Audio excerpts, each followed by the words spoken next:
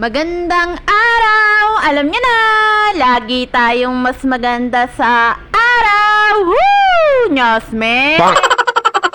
Anyways, kaninang umagang ganap nga yan dahil medyo maaga pa nga nung natapos ako sa mga gawain ko sa umaga at nakakatulong ko nga ngayon yung bunso ko sa paglilinis ng dumi ng mga junakis kong pusa. Kaya ayan, may time pa nga ako para magkape mamaya at chinek ko nga muna itong mga junakis kong pusa. Ang sarap nga ng tulog nitong si Snow White at si Kitty. Lagi ko nga itong pinapagalitan si Snow White at nahihiligan na kasi na lumabas ng bahay at tumambay dun sa kabilang bahay.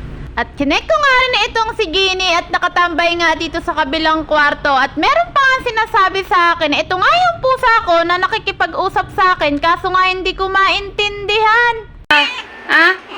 Ba't ba nandiyan ka? Ayaw pa matulog. Natulog ka nang lumaki para maggumaling agad. Ha? At eto nga si Negra, nakaupo nga siya dito sa sulok sa gilid ng upuan. Medyo magaling naman na itong dalawang to. Nilagyan ko nga lang talaga ng tali sa katawan para hindi nga makalabas at makadaan doon sa bubong. At yung dalawang pusa nga ng biyanan ko na pinakapon ko, hinayaan ko na nga ring umuwi sa kanila dahil medyo magaling naman na.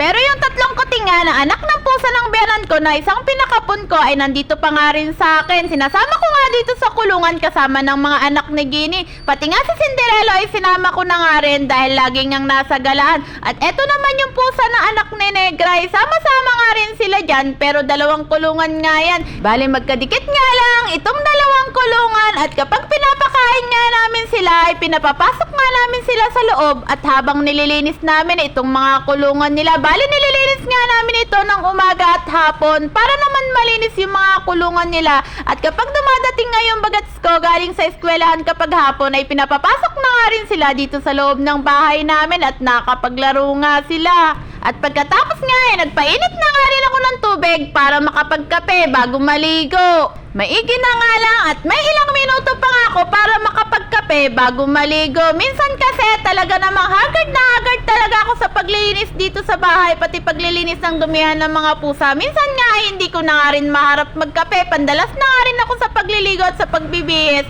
para nga hindi nga ako mahuli sa pagpasok. Nyosme!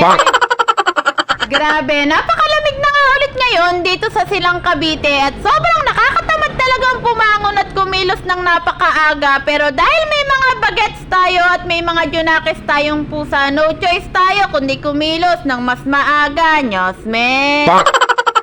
At habang nagkakape nga ako dyan, iniisip ko nga rin yung isang pusa ko na barako na si Blackie na awa nga ako dun sa pusa na yon at lagi nga rin nasa labas. Pumapasok nga lang dito yon kapag kakain at iinom ng tubig. Wala rin naman akong choice kasi minsan nga nakakalabas nga itong mga pusa ko dito sa taas ng bubong dahil wala nga rin kaming kisame. Hanggat maaari nga, ayoko nga pag-alagala sa labas yung mga pusa ko dahil iniisip ko baka may sumalbahe sa kanila at kung mapano nga sila sa labas. Pero dahil wala nga silang malaking kulungan, no choice na nga rin ako at balang araw mapagawan ko nga sila ng mas komportable at mas malaking kulungan. At yun lang, salamat!